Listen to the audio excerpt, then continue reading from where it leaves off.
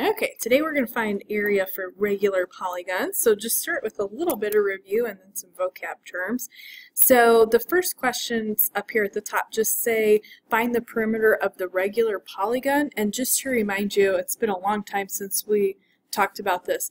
A regular polygon means all the sides are congruent and all angles are going to be congruent. So if I tell you I have a regular, in this case hexagon, means if the side is 4, all 6 sides are 4. So all you have to do here, hexagon, this is 6 sides. So if I'm doing perimeter, I just take 6, multiply it by the side length, and the perimeter there would be 24. This would just be in inches because we're just talking about a length. Octagon, hopefully you guys know that means it has 8 sides, and so if I want to find the perimeter there, perimeter is going to be number of sides times the side length. This would be 2 radical 3. Going to leave that in radical 4. 8 times 2 is 16, and just going to write the radical 3 next to it. That would be in centimeters. Alright, now just going to do a couple vocabulary terms, and it's going to relate to this lovely picture here to the side.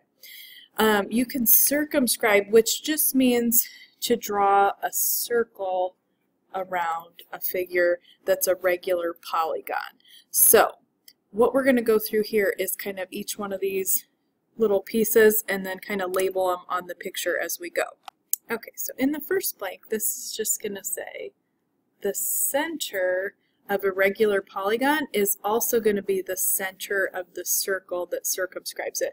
When you have a circumscribed circle, what it means is each one of the vertices of the figure just touches the circle. So each vertex inside that hexagon there in the diagram is going to have a point that touches the circle here. So in the diagram, what's pointing to the center? The center of the circle is also called the center of the figure. In that case, it's going to be a hexagon. Okay, now the blank is the distance from the center to a vertex. So what we're doing here is we're going to talk about a radius. So just like you would think of a radius of a circle, it goes from the center to a vertex, and since the vertex touches the circle, it's just like the radius of the circle. So in the diagram, the little pointed part is pointing to this particular radius, but each one of those is a radius. And then the third word here, which is one you probably have not heard before, the apothem. And I'm going to spell this here. Okay, what it is, the apothem is the perpendicular distance from the center to a side. So here's the center. This is the apothem here, this little dotted line. It goes from the center and then it touches the side of the hexagon. So that's the apothem. Okay, wow, all those vocabulary words are important. Another important part you're going to need when we're finding area of regular polygons is to do with angle measures. So we're going to start out with that today in terms of our practice questions and examples, and try to go through and find some angle measures. So you got to identify what kind of shape you have to start this out. So right here I have 1, 2, 3, 4, 5 sides. This is a pentagon. Okay, now if you remember what I mentioned, each of the angles are going to be equal here when you do the pentagon. So first thing I'm going to find is the measure of angle 1. So angle 1 is this entire angle here. So what I would do here, if I go all the way around completely in a circle, all the way around in a circle 360 degrees, I have to divide that by the number of sides to get that angle right there. So I'm just going to take 360, I'm going to lay my calculator up here so you can see what I'm doing, 360 divided by 5, and your angle 1 is just going to be 72. Okay. Now, if you guys look at the triangle, the angle that they're looking at for angle 2, I'm going to try to outline it. So there is an apothem that's dropped right here. I know it's turned a little differently than the previous diagram, but that is going to take, and that's going to cut that angle 1 exactly into 2 pieces. So 72 The reason I know that is because the radius here and the radius here would each be the same. So when I drop that height, I know it's going that direction. That cuts that into 2 equal pieces. So 72 divided by 2 is 36. That's angle 2. Now, if you guys look then, I'm going to try to redraw this picture just a little bit.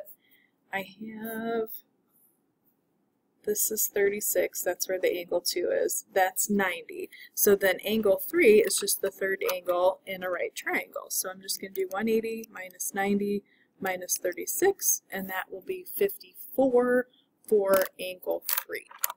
So this angle here, angle 3. Okay, now I'm just going to repeat this process, but in this picture we're going to talk about a different type of figure. So 5 sides for a pentagon. This 1, 2, 3, 4, 5, 6, this is a hexagon. Okay, so to get angle 1, I'm going to do 360 divided by the number of sides. So 360 divided by 6. If you do that, that's actually going to be a 60-degree angle.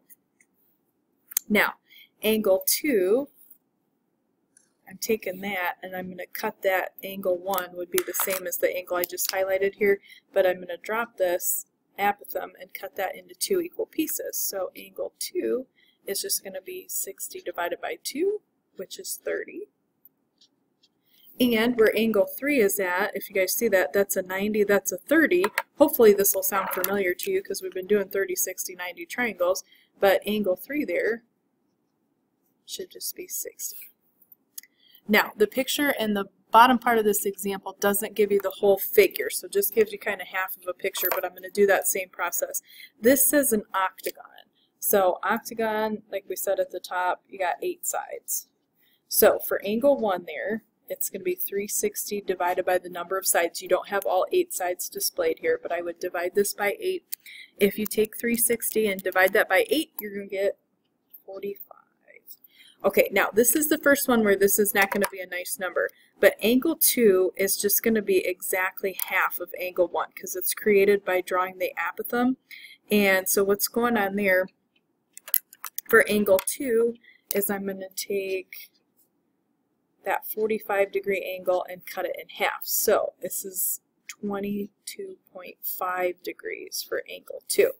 Now for angle 3, I'm going to grab my calculator here to do this, but if you look at where angle 3 is at, I've got,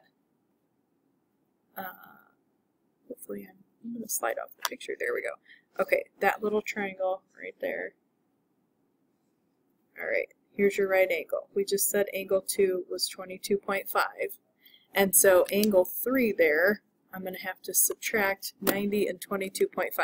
So 180 minus 90 minus 22.5.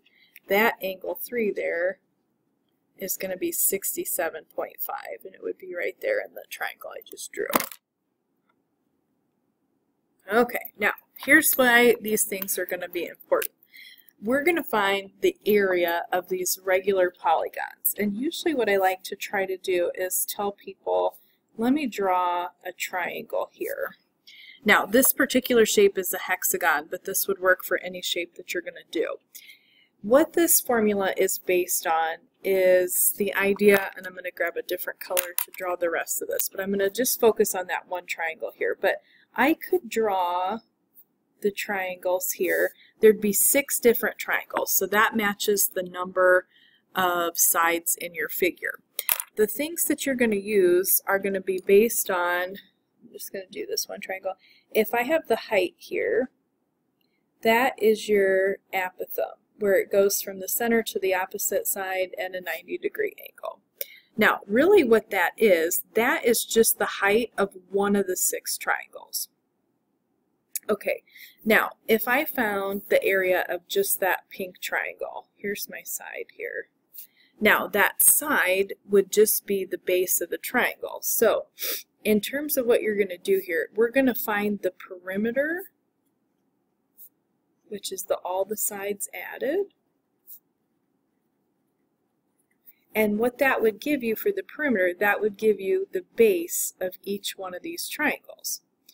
The apothem would be the height of each of the triangles, and if you guys think about your area formula for a triangle, the area here for a regular polygon, it's 1/2. Now, the base of each triangle would be covered with the perimeter, and the height of each triangle would be covered with the apothem, so it's 1/2 apothem times perimeter. Now, what you're doing there is you're finding the area of each one of these 6 triangles all in one step by doing this. So the 2 things that you're going to need to find from the pictures are the apothem and the perimeter. Okay. So we're just going to start with some basic information. Find the area of a regular pentagon. So a lot of these you're going to need to know what that shape is talking about. So pentagon, 5 sides, with sides 11.6 and an apothem that is 8 centimeters. All right, here's all you need. So the perimeter, number of sides is 5 for a pentagon. We'd multiply that by 11.6. The apothem they give us in the directions is 8. So I'm just going to grab my calculator real quick and do 5 times 11.6. This perimeter is 58. Those are the only 2 things you need to know. So you're finding the area. If I had a picture here, it would be all 5 triangles for a pentagon at one time by using this formula. So 1/2 times 8 times 58. And so that's all we're going to do. Should be 232. This will be centimeters squared because we're working with area. Okay, now this shape doesn't have any directions, it just has a picture. So from here we're going to have to look at this. Now I need to count these sides. So I've got 1, 2, 3, 4, 5, 6, 7, 8, 9, 10. Okay, this is called a decagon, which you don't really need to know to do the problem, but this has got 10 sides. Alright, so for my perimeter here, each of the sides is 8, so I'm just going to do 10 times 8, which is 80. The apothem here is 12.3. That's given to me in the diagram. Apothem is going to be from the center to a side at a 90-degree angle. So all we have to do here for area, 1/2. The apothem is 12.3 and the perimeter is 80. If I split that up, I could split that decagon up into 10 triangles, and this formula takes care of all 10 of those triangles at one time. So I'm just going to do 1/2, the apothem is 12.3, the perimeter is 80, and the total there is going to be 492 inches squared. Okay, now these are going to be a little bit more of a challenge because I don't have some of the information I need. In this picture I have a pentagon. Now, I don't have the apothem, I have a radius, which I can use here in a second, but I do have the side lengths, so in terms of finding the perimeter, all I have to do is 5 times that 7.2, so I'm almost halfway there. I need the apothem here, but to get the perimeter, this is just going to be 36. So I just have like a little space for us to kind of organize our information over here, so that's going to be my perimeter. Now, my apothem, I don't know. So here's what I would tell you to do. You have a radius. So any radius I draw, radius just connects a vertex to the center of your polygon. So this would also be 6.1. The apothem is created by taking the center and dropping a vertical line, so at a 90-degree angle here. This is the apothem. Now, I don't know what that is there, so we're going to have to think about some information we can use to figure it out. Now, this is going to come into play with some of the problems we were looking at in the front in terms of the angle measures. So here's what I would say to you. Let me draw another one of these triangles just really quickly. If you remember from the front, the pentagon, this angle here, like I could draw a bunch of triangles here, create this, but this angle in the center is going to be 360 divided by 5, which is 72. Now, this entire angle here would also be 72. What I'm going to do, though, is I'm going to use the angle just in this triangle here. So this is 6.1. This angle right here would be exactly half of that 72, so this would be 36 degrees. Now, if you look at what I have in the picture, we're going to do a little throwback to our trig unit. Here's my angle, and in terms of how this is related, the apothem is adjacent, and the 6.1, the radius, is actually the hypotenuse. So here's what I'm going to write for my apothem. The adjacent hypotenuse is cosine, so I'm going to do cosine 36 is equal to my apothem over the 6.1. Now, if I was going to solve this, I'm going to multiply both sides by 6.1 to get that out of the denominator. Now, just so we don't have a bunch of rounding, these questions are going to ask you to go ahead and write an exact answer. So this is going to be my apothem. So 6.1 times the cosine of 36. Now, once I have those two things, I just need to plug them into the area formula. So area is going to ask you to round differently. So this particular question says round the area to the nearest tenth after I plug all that in. So I'm going to write down what I'm doing underneath here. 1/2, the apothem is 6.1 times the cosine of 36, and then the perimeter is 36. So this is the height of one of these triangles. The 36 gives me the base of each triangle, and then the formula here is allowing me to find the area of all 5 triangles just in that one step. Now, these are not going to be nice numbers. So, let me check real quick, make sure I'm in degrees, and I am. So I'm going to do the 1/2, and then 6.1 times the cosine of 36. I'm going to make sure to close my parentheses there, and then I'm going to multiply that. The perimeter is also 36 for that question. So in terms of my answer, that's what I'm going to write down. Nearest tenth, we're just going to go 1 decimal place here. So this would be 88.8, and our information is in feet. Okay. Now I just have one last one. This is a little different information given to us here. So I have the apothem. This is 15.7, so I'll just go ahead and put that in. I need the perimeter to be able to find my area. The other information I should have in here, forgive me, this is a 90-degree angle. If this is the apothem, that means it's dropped at a 90-degree angle. I also have the radius, and the other thing I need to figure out is what kind of shape am I dealing with. So I've got 1, 2, 3, 4, 5, 6, 7. There's 8 sides, so this guy right here is an octagon. Now, if I have that, I'm going to use this information to help me get some angles. Let me draw, I'm going to draw one of these triangles here, and I could draw 8 of these. So let me start with this angle here. So this would be 360 divided by 8. We did this on the front side, if you guys remember. This is 45. Okay, so same triangle right here.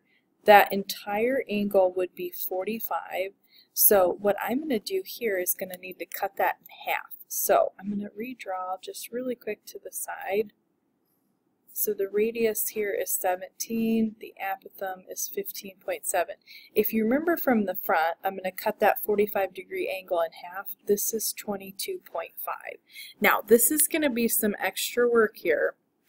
So when I start to find this, let me call this x. If I look back in this diagram, I have x and x here. So if I can get x, I can multiply that by 2 to get the entire side, and then we can go from there to get the perimeter. So here's what we got going on in the diagram. I need x. You actually have multiple options here because you have 2 different sides. X is opposite this. Here's what I'm going to do. I'm just going to go ahead and do I'm going to go ahead and use the radius here. So I'm going to say this is opposite, this is hypotenuse. And so I'll go ahead and say the sine of 22.5 is x over 17. Okay, I would multiply both sides there by 17. And that would give me x, which would be exactly half of that side. So the entire side, I'm going to write this exactly, would be 2 times that. So 2 times 17 times 22.5. Okay, now when you do your perimeter, here's what I'm going to write down. There's 8 sides total. One of the sides is 2 times 17 times sine of 22.5. If you want to simplify this, sorry, I'm off the screen. If you want to simplify this a little bit, you could go ahead and write, go ahead and do 8 times 2 times 17. If you multiply it, just multiply these 3 if you want to. This is 272 times the sine of 22.5. That would be your perimeter. Now, to get your area, we're going to do apothem times perimeter. Remember, I'm trying to write exact answers so I don't round multiple times. So my area, it's 1/2. My apothem is 15.7. My perimeter is 272 times the sine of 22.5. And so I'm just going to type that into my calculator, and we're going to do 1 decimal place after that. So 0.5 times 15.7, 272, and then sine 22.5. And to the nearest 1 decimal place, I'm actually just going to have to go with 817.1. This information was in meters, so meters squared. So we're using our trig to kind of help us get to where we need to go with the apothem and perimeter.